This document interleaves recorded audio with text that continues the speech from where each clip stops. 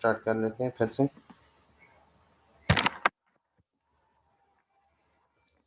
अच्छा जी, lecture number 2 हमने discussion की थी अबाउट कंस्ट्रक्टर बनते कैसे हैं और कंस्ट्रक्टर काम कैसे करते हैं और how they help to create a class के हवाले से हमने डिस्कशन की थी कि कंस्ट्रक्टर को जब आप क्रिएट करते हो तो डिफ़ॉल्ट कॉपी कंस्ट्रक्टर क्या चीज़ है और सिंपल कंस्ट्रक्टर आपका क्या चीज़ है। डिफ़ॉल्ट कॉपी कंस्ट्रक्टर जो कंपाइलर बजाते खुद ऐड करता है प्रोग्राम के साथ, तो आप कहते हो कि this is a default constructor. और जब आप उसको क्रिएट करते हो as a zero argument constructor, जैसे हमने अपनी एग्जांपल में की थी लास्ट टाइम, तो इस कंस्ट्रक्टर को आप कहते हो दिस इज़ डिफ़ॉल्ट कंस्ट्रक्टर। ठीक है, डिफ़ॉल्ट कॉपी नहीं, डिफ़ॉल्ट कंस्ट्रक्टर, डीसी कंस्ट्रक्टर इसको कहते हैं। नॉर्मली जब हम कंस्ट्रक्टर्स यूज़ करते हैं तो कंस्ट्रक्टर यूज़ करने का जो हमें फ़ायदा है वो ये है कि we want to initialise the class variables, और इसकी एक बुनियादी वजह भी है। और उसकी वजह ये है कि जब आपके क्लास वेरिएबल्स इनिशियलाइज नहीं होते तो वो अनइनिशियलाइज रहने की वजह से दे मे कंटेन गार्बेज वैल्यू। ठीक है, तो गार्बेज वैल्यू को अवॉइड करने के लिए हम लोग क्या करते हैं कि क्लास के वेरिएबल्स को इनिशियलाइज कर लेते हैं। और उसको इनिशियलाइज करने के लिए जो सबसे बेहतरीन तरीका है आपके पास, दैट इज़ टू यूज़ और इनकॉर्पोरेट कंस्ट्रक्टर। उसको उसके लिए फिर आप क्या करते हो, कंस्ट्रक्टर्स को यूज़ करते हो। ठीक है, तो कंस्ट्रक्टर का एक ये बड़ा बुनियादी फ़ायदा है।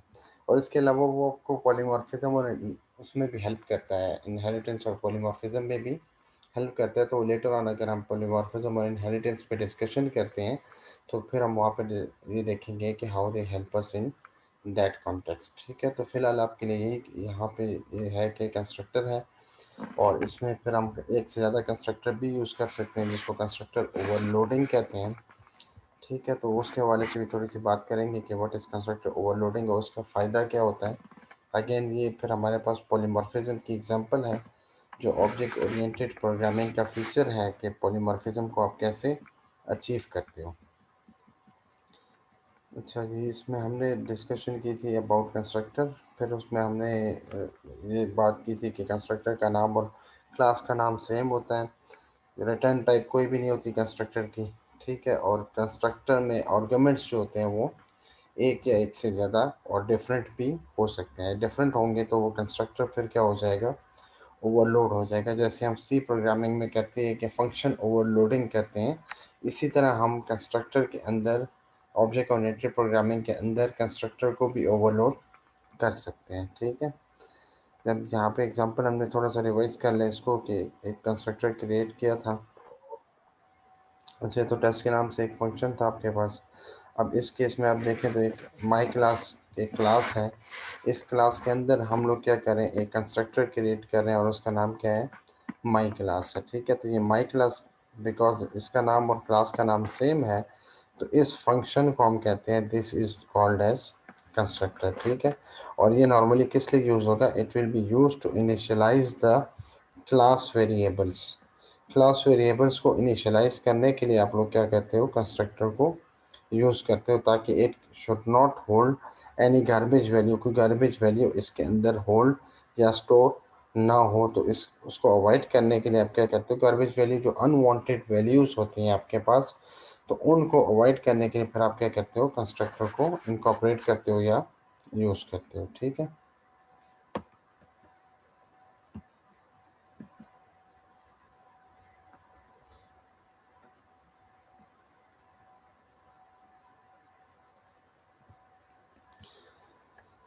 फिर हमने इनिशियलाइजेशन ऑफ द कंस्ट्रक्टर की बात की। ठीक है, ऑब्जेक्ट क्रिएट किए, जब ऑब्जेक्ट क्रिएट होगा तो ऑटोमेटिकली आपका कंपाइलर जो है वो क्लास में लुकअप करेगा। क्लास में लुकअप का मतलब ये है कि वो क्लास में ढूंढेगा कि जो प्रोग्रामर है उसने कोई कंस्ट्रक्टर तो नहीं डिफ़ाइन किया हुआ। अगर प्रोग्रामर ने कोई कंस्ट्रक्टर डिफ़ाइन किया हुआ है क्लास के अंदर तो कंपाइलर उसी को उठा लेगा और उसको यूज़ कर लेगा, लेकिन ये देखेगा साथ कि वो ज़ीरो आर्गुमेंट कंस्ट्रक्टर है कि नहीं है। अगर ज़ीरो आर्गुमेंट कंस्ट्रक्टर ना हो तो क्लास फिर डिफ़ॉल्ट कंस्ट्रक्टर की तरफ जाएगा और डिफ़ॉल्ट कंस्ट्रक्टर पे आपको वो एरर भी दे सकता है कि you should define a zero argument constructor. ठीक है, तो वहाँ पे वो आपको ज़ीरो आर्गुमेंट कंस्ट्रक्टर भी डिफ़ाइन करने की ज़रूरत होती है। इनिशियलाइजेशन पे हमने फिर बात की थी कि इनिशियलाइजेशन डाटा, नॉर्मली डाटा को आप यूज़ कर इनिशियलाइज करते हो थ्रू कंस्ट्रक्टर। फिर इसकी एग्जांपल हमने की थी। ठीक है, फंक्शन को arguments as argument value pass करके आप कंस्ट्रक्टर के थ्रू उसको यूटिलाइज कर सकते हैं। जैसे फॉर एग्जांपल अब इस केस में आपके पास एग्जांपल क्या है, एक क्लास है और उसका नाम क्या है, दैट इज़ सम। ठीक है, उस क्लास के अंदर 3 प्राइवेट मेंबर्स हैं, आपके डाटा मेंबर्स हैं एन, एम और एस। ठीक है, एक फंक्शन है उसका नाम क्या है, सम। अब ये इस फंक्शन का नाम और इस क्लास का नाम सेम है तो अंडरस्टूड सी बात है कि ये वाला आपका क्या है, दिस इज़ अ कंस्ट्रक्टर। ठीक है, अब इस कंस्ट्रक्टर के 2 आर्गूमेंट्स है। अगर आप लास्ट एग्जांपल देखें इस वाली एग्जांपल में, तो यहाँ पे कंस्ट्रक्टर के पास क्या है, 0 आर्गूमेंट्स है। यहाँ पे कंस्ट्रक्टर के पास क्या है, देर आर 0 आर्गूमेंट्स। लेकिन अब इस वाली एग्जांपल में आपके कंस्ट्रक्टर के पास कितने आर्गूमेंट्स हैं, 2 आर्गूमेंट्स हैं। ठीक है, अब इन 2 आर्गूमेंट्स को आप इन क्लास के डाटा मेंबर्स को इन 2 आर्गूमेंट्स के थ्रू हम क्या करेंगे, इनिशियलाइज करवाएंगे। अब अगर बैक वाली स्लाइड में आप जाते हो और देखते हो तो यहाँ पे जो डाटा मेंबर है उसको डायरेक्टली वैल्यू असाइन की गई है। इस तरह भी कर सकते हो, ये सी इन के थ्रू भी कर सकते हो। ठीक है, तो सी एन के थ्रू भी कर सकते हो और इस तरह भी, लेकिन ये डायरेक्टली आप कर रहे हो, not using the main function. अब मेन फंक्शन के थ्रू वैल्यू को असाइन नहीं कर रहे हो। अगर आप मेन फंक्शन के थ्रू वैल्यू असाइन करते हो तो फिर आप इस कंस्ट्रक्टर के अंदर आर्गुमेंट्स डिफाइन करोगे, जैसे हमने यहाँ पे डिफाइन किए हुए इंट एक्स और इंट वाई। अब एक्स और वाई को वैल्यू कहाँ से आएगी, फ्रॉम मेन फंक्शन। वो क्या आएगी, 16 और 10 या 2 और 3। ये 16 एज आर्गुमेंट जब पास होगा तो ये एक्स रिसीव करेगा, 10 एज आर्गुमेंट पास होगा तो वाई रिसीव करेगा। वापस आते हैं एग्जाम्पल, पहले क्लास की तरफ आते हैं, फिर ये देखते हैं कि वैल्यू एज आर्गुमेंट कैसे पास होती है। ठीक है, सम का फंक्शन हमने स्पेशलाइज फंक्शन बनाया, ये कंस्ट्रक्टर का फंक्शन है। क्लास के 2 डेटा मेंबर्स को इनिशियलाइज करवा रहा हूँ, एन को इनिशियलाइज करवा रहा हूँ विद एक्स और एम को इनिशियलाइज करवा रहा हूँ विद वाई। और एस के अंदर किस सम स्टोर कर रहा हूँ, एन प्लस एम का। ठीक है, अब एन के अंदर जो वैल्यू है और एम के अंदर वैल्यू है, उन दोनों को आपस में ऐड करके कहाँ पे स्टोर कर रहे हैं, इन एस। पी सम के नाम से एक फंक्शन मैंने क्रिएट किया, पी सम के नाम से एक फंक्शन है मेरे पास, और पी सम का फंक्शन क्या करेगा, स्क्रीन पे डिस्प्ले देगा कि सम ऑफ जो पहला नंबर था आपका एन और एम, एम जो आपका दूसरा नंबर है, इक्वल डिस्प्ले हो जाएगा स्क्रीन पे। और एस के अंदर जो आपने सम स्टोर किया था यहाँ पे, वो आपको स्क्रीन पे नज़र आ जाएगा। तो आपको स्क्रीन पे नज़र आएगा sum of 16 and 10 is equal to 26। ठीक है, अब ये कैसे होगा, मेन के अंदर आप आते हो, मेन के अंदर आपने सम क्लास का एक ऑब्जेक्ट क्रिएट किया ए के नाम से। अब यहाँ पे याद है, ये रखो कि जो आपकी प्रीवियस एग्जांपल थी, ये वाली एग्जांपल, यहाँ पे आपने माई क्लास एक क्लास है, उसका ऑब्जेक्ट क्रिएट किया ओ बी। यहाँ पे ब्रैकेट्स नहीं लगाए, वो ब्रैकेट इसलिए नहीं लगाए कि आपकी माई क्लास का जो कंस्ट्रक्टर है वो 0 आर्गुमेंट का है। अगर यहाँ पे एक आर्गुमेंट आ जाए तो ये माई क्लास का जो कंस्ट्रक्टर है फिर ये ऐसे डिक्लेयर नहीं होगा। फिर ये कैसे डिक्लेयर होगा, जैसे हमने यहाँ पे डिक्लेयर किया।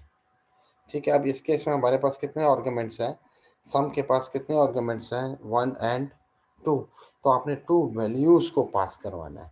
ठीक है, तो अब ए ऑब्जेक्ट बनेगा और ए ऑब्जेक्ट 2 वैल्यूज़ पास करेगा, किसको, सम की कंस्ट्रक्टर को पास करेगा। ठीक है, और वो कैसे पास होगी, ये 16 की वैल्यू किसको पास ऑन हो जाएगी, एक्स को, और ये 10 की वैल्यू किसको पास ऑन हो जाएगी, वाई को। अब एक्स के अंदर 16 आ गया और वाई के अंदर 10 आ गया। ठीक है, अब ये 16 जो है ये किसको असाइन हो जाएगा, एन को, और ये जो 10 है ये किसको असाइन हो जाएगा, एम को। तो एस के अंदर आपके पास टोटल सम आ जाएगा और वो क्या होगा, एन प्लस एम। तो 16 प्लस 10 इज इक्वल टू 26। तो एस के अंदर क्या स्टोर हो जाएगा, 26 स्टोर हो जाएगा। आपने पहला ऑब्जेक्ट बनाया ए के नाम से, दूसरा ऑब्जेक्ट बनाया बी के नाम से। बी में आपने आर्गुमेंट पास किए 2 एंड 3। सिमिलर, जैसे इसके आर्गुमेंट्स पास हुए थे वैसे ही इसके आर्गुमेंट्स पास होंगे। ठीक है, तो 2 आपका एज अ आर्गुमेंट पास हो जाएगा एक्स को एज अ वैल्यू, और 3 जो है वो आपका पास हो जाएगा वाई को। तो वाई उसको रिसीव कर लेगा, और एक्स किसको रिसीव कर लेगा, 2 को, और वाई किसको रिसीव कर लेगा, 3 को रिसीव कर लेगा। तो एन के अंदर आ जाएगा 2 और एम के अंदर आ जाएगा 3। तो S is equal to 2 plus 3। तो एस के अंदर क्या स्टोर हो जाएगा, 5 स्टोर हो जाएगा। ठीक है, फिर आपने एक फंक्शन कॉल किया इस ऑब्जेक्ट के थ्रू, ए डॉट पी सम। ठीक है, वो तो आपने कंस्ट्रक्टर के लिए आर्गुमेंट्स पास किए, अब आप कंस्ट्रक्टर को तो नहीं कॉल कर रहे, अब आप फंक्शन को कॉल कर रहे हैं, तो फंक्शन को उसी तरह कॉल करोगे जैसे ऑब्जेक्ट्स कॉल करते हैं। तो ए डॉट पी सम को जब आप कॉल करते हो, तो ये पी सम अपने फंक्शन के पास जाएगा, पी सम फंक्शन के पास, और आपको स्क्रीन पे सबसे पहले दिखा देगा सम ऑफ। ठीक है, सम ऑफ क्या, पहला नंबर आपका क्या था यहाँ पे, सम ऑफ पहला नंबर एन के अंदर क्या पड़ा हुआ था, 16 पड़ा हुआ था, बिकॉज ए का ऑब्जेक्ट है, तो ए के ऑब्जेक्ट में एन के अंदर क्या पड़ा हुआ है, 16 पड़ा हुआ है। और ए के ऑब्जेक्ट में एम के अंदर क्या पड़ा हुआ है, 10 पड़ा हुआ है। और ए के ऑब्जेक्ट के अंदर एस के अंदर क्या पड़ा हुआ है, 26 पड़ा हुआ है। तो आपको स्क्रीन पर नजर आएगा sum of 16 and 10 is equal to क्या, 26। तो ये आउटपुट आपको कुछ इस तरह स्क्रीन पे नजर आएगा कि sum of 16 and 10 is equal to 26। Similarly आप भी ऑब्जेक्ट क्रिएट किया था और उसको दो आर्गुमेंट्स पास किए थे 2 एंड 3। तो बी डॉट पी सम जब आप करोगे तो वो आपको स्क्रीन पे दिखाएगा सम ऑफ पहला और नंबर, पहला नंबर क्या था आपका, 2 था, और दूसरा नंबर आपका क्या है, 3 है। तो sum of 2 and 3 is equal to 5। ठीक है, ये आपने क्या किया, आर्गुमेंट्स पास किए हैं। और ये जो आर्गुमेंट्स आपने पास किए हैं इस कंस्ट्रक्टर को, तो ये कंस्ट्रक्टर अब क्या हो जाएगा, ओवरलोड हो जाएगा, इसको ओवरलोडिंग भी कहते हैं। ठीक है, तो ये कंस्ट्रक्टर ओवरलोडिंग है। इसको मजीद बेहतर करना है तो यहाँ पे जीरो आर्गुमेंट कंस्ट्रक्टर क्रिएट कर लो। तो ये क्या हो जाएगा, जीरो आर्गुमेंट क्या होगा, यहाँ पे आप लिखोगे सम और ब्रैकेट, खाली सिंपल ब्रैकेट डाल दोगे। ठीक है, नोटेट कर देते हैं, यहाँ पे आप लिख दोगे सम, और ये ज़ीरो आर्गुमेंट का कंस्ट्रक्टर क्रिएट हो जाएगा। ठीक है, इसके ब्रैकेट्स ओपन कर दोगे, और यहाँ पे n is equal to for example 0, और m इज इक्वल टू भी क्या कर दोगे, बल्कि m is equal to s is equal to, आप मल्टीपल इनिशियलाइजेशन भी कर सकते हो जैसे मैं कर रहा हूँ।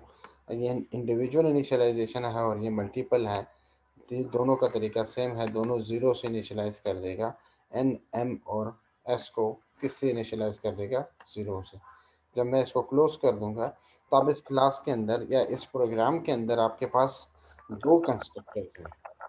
एक ज़ीरो आर्गुमेंट कंस्ट्रक्टर है, यहाँ पे आर्गुमेंट्स आपने पास नहीं किए। ठीक है, तो ये ज़ीरो आर्गुमेंट कंस्ट्रक्टर हो जाएगा। अब अगर मैं मेन के अंदर आता हूँ और अब मैं यहाँ पे फॉर एग्जांपल सेमी कॉलम को ख़त्म कर देता हूँ, यहाँ पे कॉमा लगा देता हूँ, और यहाँ पे फॉर एग्जांपल सी का एक ऑब्जेक्ट क्रिएट करता हूँ जैसे हम नॉर्मली पिछले प्रोग्राम में कर रहे थे। तो this C object can be created, अब इसको आप क्रिएट कर सकते हो। ठीक है, अगर ये सम इस तरह मौजूद होगा तब, बेशक डेफिनेशन ना हो, यहाँ पे कुछ भी ना लिखा हो, लेकिन जीरो आर्गुमेंट कंस्ट्रक्टर है, तो ये ऑब्जेक्ट क्रिएट कर सकते हो। अगर ये आपके पास अवेलेबल ना हो सम, ये वाला कंस्ट्रक्टर, तो आप ये वाला ऑब्जेक्ट कभी भी क्रिएट नहीं कर सकते। अगर आपके पास ये जीरो आर्गुमेंट का भी है और मल्टी आर्गुमेंट का भी कंस्ट्रक्टर डिफाइंड है। ठीक है, यहाँ पे जीरो है और यहाँ पे कितने हैं, 1 एंड 2 है। जी अब्बास, आपने कुछ कहना है,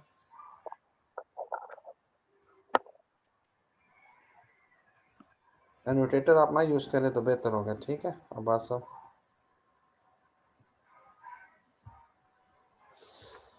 तो अब यहाँ पे क्या है आपके पास, ये ज़ीरो आर्गुमेंट है और ये कितने आर्गुमेंट्स हैं, यहाँ पे x और y है, तो ये टू आर्गुमेंट्स हैं। तो ये जो कोड आप लिख रहे हो, ये कंस्ट्रक्टर ओवरलोडिंग यहाँ पे आप अचीव कर रहे हो कि आप एक प्रोग्राम के अंदर एक से ज़्यादा कंस्ट्रक्टर्स को यूज़ कर रहे हो। ठीक है, तो ये हमारे पास क्या हो जाएगा, कंस्ट्रक्टर ओवरलोडिंग हो जाएगा। तो जैसे आप ए और बी ऑब्जेक्ट्स को यूज़ कर रहे हो, वैसे ही आप सी ऑब्जेक्ट को भी यूज़ कर सकते हो। तो आप सी डॉट पी सम करोगे तो आपको स्क्रीन पे क्या नज़र आएगा, सी के थ्रू आपने क्या इनिशियलाइज किया हुआ है, सब कुछ ज़ीरो से इनिशियलाइज किया हुआ है।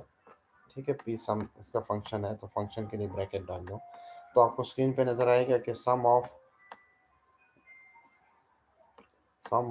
यहाँ पे आ जाएगा, क्योंकि ज़ीरो से इनिशियलाइज किया हुआ है तो zero and zero equal to क्या आ जाएगा आपके पास, इक्वल टू ज़ीरो आ जाएगा। ठीक है, लेकिन अगर आप ज़ीरो की जगह यहाँ पे फॉर एग्जांपल 10 कर दो और ये एन एस, ठीक है, और इसको भी इक्वल टू क्या कर दो फॉर एग्जांपल, अब यहाँ पे फिर थोड़ा सा कोड चेंज करना पड़ेगा, एम को आप कर दो फॉर एग्जांपल 5। ठीक है, और S is equal to n plus m कर दोगे तो ये आपको स्क्रीन पे फिर ये वाला मैसेज नहीं दिखाएगा। सम ऑफ इसकी जगह क्या आ जाएगा, 10 आ जाएगा।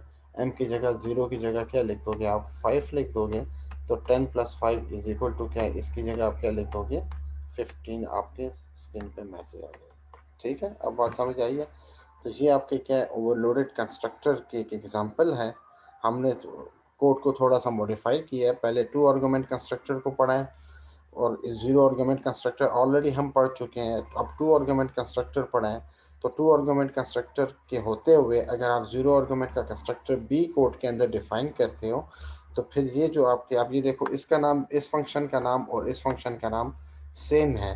फ़र्क यहाँ पे आर्गुमेंट्स में है। यहाँ पे टू आर्गुमेंट्स है और यहाँ पे ज़ीरो आर्गुमेंट है, और इन दोनों फंक्शन का नाम क्लास के नाम के साथ सेम है। तो हम कहते हैं कि यहाँ पे कंस्ट्रक्टर डिफाइन हो रहे हैं और एक से ज़्यादा कंस्ट्रक्टर्स डिफाइन हो रहे हैं।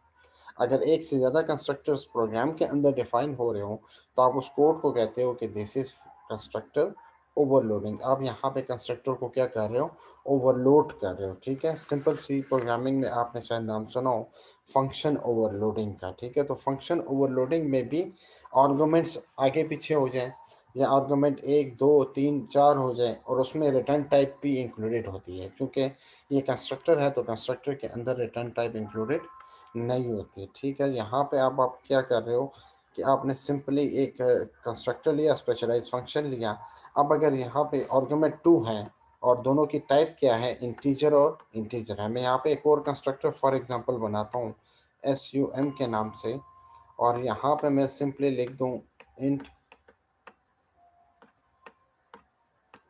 p और कॉमा फ्लोट,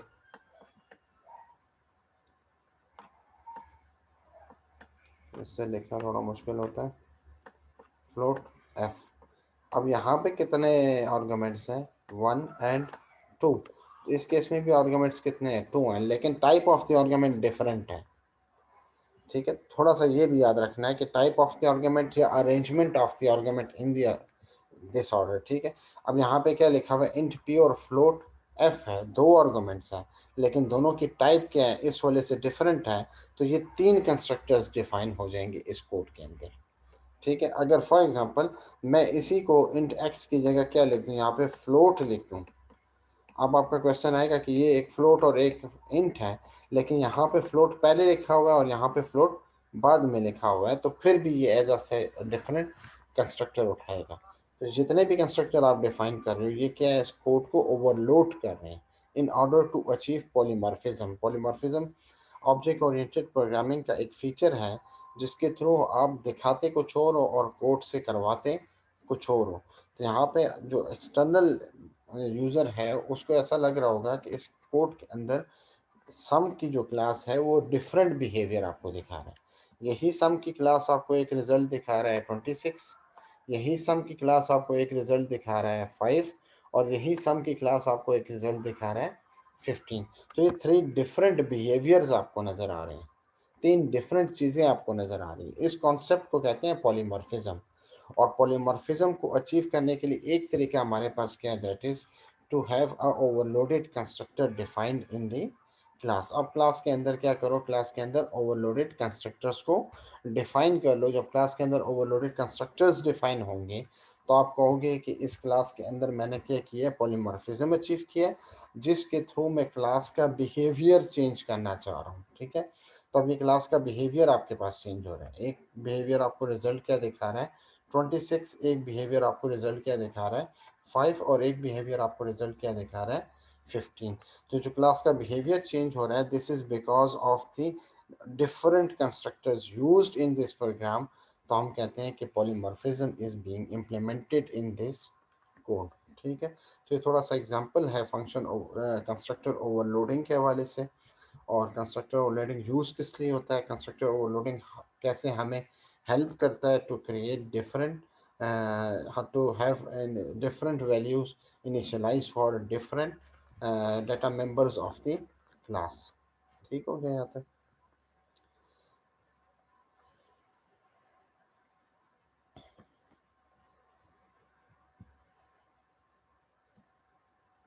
अच्छा जी। फिर इसके बाद आपके पास क्या है, एक तो कंस्ट्रक्टर ओवरलोडिंग पे बात कर ली। फिर जब आप क्लास आपकी क्रिएट होती है तो क्लास को ख़त्म भी करना होता है। लॉजिकली या प्रोग्रामिंग वाइज आपने क्लास जब आप क्रिएट करते हो तो उस क्लास को ख़त्म भी आपकी ज़िम्मेदारी होती है बीइंग अ प्रोग्रामर। तो उसके लिए फिर आप क्या करते हो, डिस्ट्रक्टर यूज़ करते हो। ठीक है, डिस्ट्रक्टर और कंस्ट्रक्टर में आप कंस्ट्रक्टर एक से ज़्यादा भी हो सकते हैं क्लास के अंदर। जैसे मैंने कंस्ट्रक्टर ओवरलोडिंग के आपको एग्जांपल दिए, हमारे केस में 3 कंस्ट्रक्टर्स हमने यूज़ किए हैं। तो 3 कंस्ट्रक्टर्स आपके क्या हो जाएंगे, they will have constructor overloading.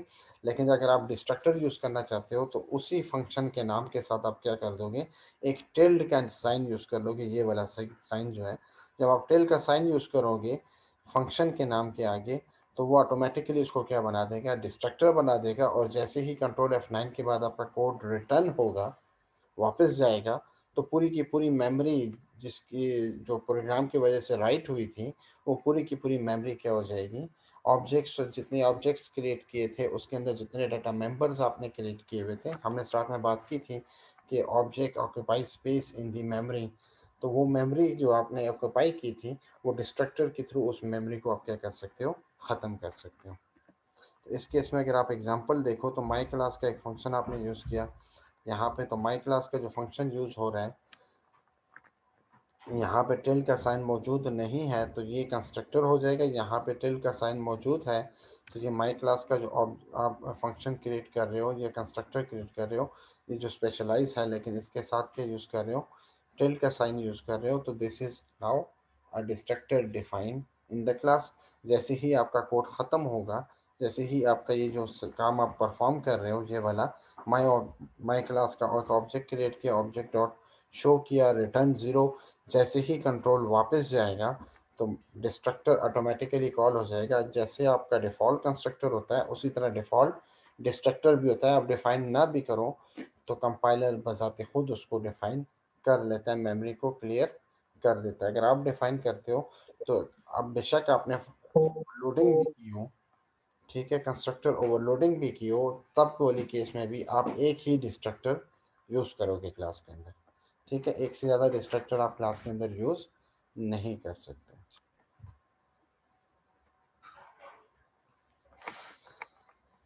अब इस कोड के अंदर देखें, पब्लिक है, प्रोग्राम है, एक कंस्ट्रक्टर है, ये डिस्ट्रक्टर हो गया आपका। ठीक है, प्रोग्राम एक्स, तो ए बी सी या ए बी एस आपके नंबर हो गए, the sum of numbers is S.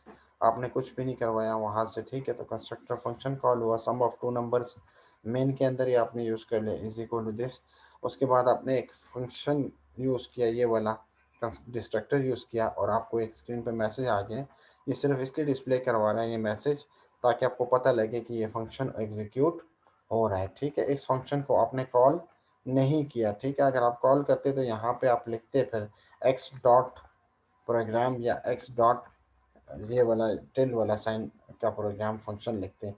लेकिन चूंकि ज़ीरो आर्गुमेंट कंस्ट्रक्टर है तो जैसे ही आपने एक्स क्रिएट किया तो स्क्रीन पे एकदम से आपको मैसेज आ गया है कि कंस्ट्रक्टर फंक्शन। मैंने आपको बताया हुआ है कि जब आप ज़ीरो आर्गुमेंट कंस्ट्रक्टर, अब यहाँ पे ज़ीरो आर्गुमेंट है तो ये अपने कोड के अंदर जाएगा और देखेगा कि ज़ीरो आर्गुमेंट का कंस्ट्रक्टर मौजूद है कि नहीं। अगर मौजूद है तो वो उसको कॉल करके उसके अंदर जो कुछ भी है, अगर आपने फॉर एग्जांपल डाटा मेंबर्स को इनिशियलाइज किया है, कोई मैसेज डिस्प्ले किया है, तो इस केस में मैसेज डिस्प्ले किया तो वो आपको आउटपुट स्क्रीन पे नज़र आएगा कंस्ट्रक्टर फंक्शन। उसके अंदर बाद आपने मेन के अंदर दो वेरिएबल्स लिए ए और बी, सिर्फ आपको दिखा रहे हैं कि कंस्ट्रक्टर कैसे कॉल होता है और डिस्ट्रक्टर कैसे कॉल होता है। और उसी में को सम कर दिया और एस के अंदर स्टोर कर दिया मेन के अंदर। तो sum of two numbers is 30 मेन के अंदर आपने डिस्प्ले करवा दिया। जैसे ही कोड ख़त्म होने जाएगा तो आपको स्क्रीन पे मैसेज आ जाएगा डिस्ट्रक्टर फंक्शन। आपने फंक्शन को कॉल नहीं किया, डॉट के थ्रू आपने कॉल नहीं किया, एक्स डॉट कुछ भी नहीं किया, लेकिन फिर भी आपको स्क्रीन पे मैसेज आ रहा है कि डिस्ट्रक्टर फंक्शन। इट मीन्स कि डिस्ट्रक्टर इस कोड के लिए काम कर रहा है।